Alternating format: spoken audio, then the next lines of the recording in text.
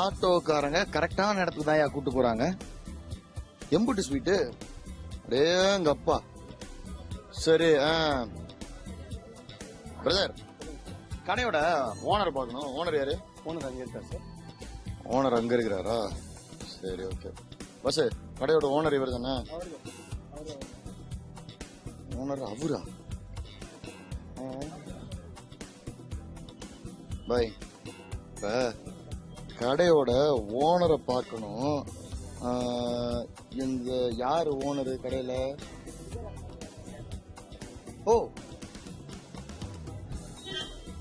ஒரு கடையை கேட்டா ஆளாளுக்கு ஒரு இடத்துல கைய காட்டி விடுறாங்க. ப்ளூ கலர் சட்டை போட்டு ஒரு பைத்தியக்காரன் வருவான்னு சொல்லியிருக்காங்களோ. கடையோட ஓனர் வேணும். கடையோட ஓனர் யாரு சார்? நானும் ஓனர் சார். அவரும் ஓனர், அவரும் ஓனர். எல்லாமே இங்க கூட்டிட்டு ஒரு கடைக்கு 3 ஓனர். 3 ஓனர். நீங்க வெளியில வாங்க. ஆல்ரெடி ஆம்பூர்ல வெயில் பயங்கர ஜாஸ்தியா இருக்குது. சும்மா யாரை கேட்டாலும் அவரை கேட்டா அவரு, இவரை கேட்டா இவரு, நீங்க கேட்டா எல்லாருமே ஓனர்ன்றீங்க. இது என்ன மேட்ரு? எதனால இப்படி 3 ஓனரு? நம்ம வந்து அண்ணன் தம்பி 3 பேரு.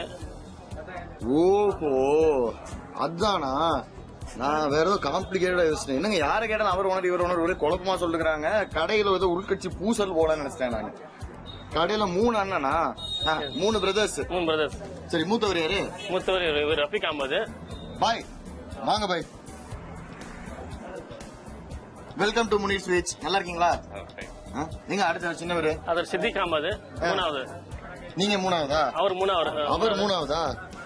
சரி சார், இங்க வாங்க. எவ்வளவு பெரிய பஞ்சாயத்து நடந்துகிட்டு இருக்கு. அங்க இருந்து சம்பந்தமே இல்லாம good evening. Welcome to Munir sweets. Most welcome to you sir. நீங்க வந்து ரொம்ப சந்தோஷப்படுறோம். அன்பா நீங்க தேடி கண்டுபிடிச்சி என்ன மக்கம்டான்னு சொல்லி நினைச்சு நீங்க ஆம்பூர் முடிச்சு மக்கம்டான்னு சொல்லி தேடி வந்ததுக்கு நாங்க உங்களுக்கு சந்தோஷப்படுறோம். ஆக்சுவலா நீங்க எனக்கெல்லாம் ஒண்ணுமே தேங்க்யூ சொல்ல வேணாம். ஊரு முழுக்க நம்மளோட பேரை சொல்லிட்டே இருந்துக்கிறாங்க. அதனாலதான் வந்து கடையில என்ன இருக்கு அப்படிங்கறது வந்து எனக்கே தெரிய வந்துச்சு. சரி, அது என்ன நம்ம கடையில இந்த மக்கன் பேடா அப்படிங்கறது பயங்கர ஃபேமஸ் ஆமே. அது வந்து மக்கன் பேடா வந்து விரும்பி சாப்பிடுறது காரணம் என்னன்னா ஹெல்த்துக்கு நல்லது. சில பேர் எல்லாம் பிரியாணி சாப்பிட்ட உடனே வந்து ஜீரணத்துக்கு கூல்ட்ரிங்க் சாப்பிடுவாங்க. ஆனா அது வந்து ஹெல்த்துக்கு நல்லதுல சொல்லலாம், சொல்லாம இருக்கலாம். பட் வந்து இது மக்கன் பேடா சாப்பிட்ட உடனே ஜீரணத்துக்கு ஹெல்த்துக்கு நல்லது. அதனால ஸ்பெஷல் மக்கன் பேடா.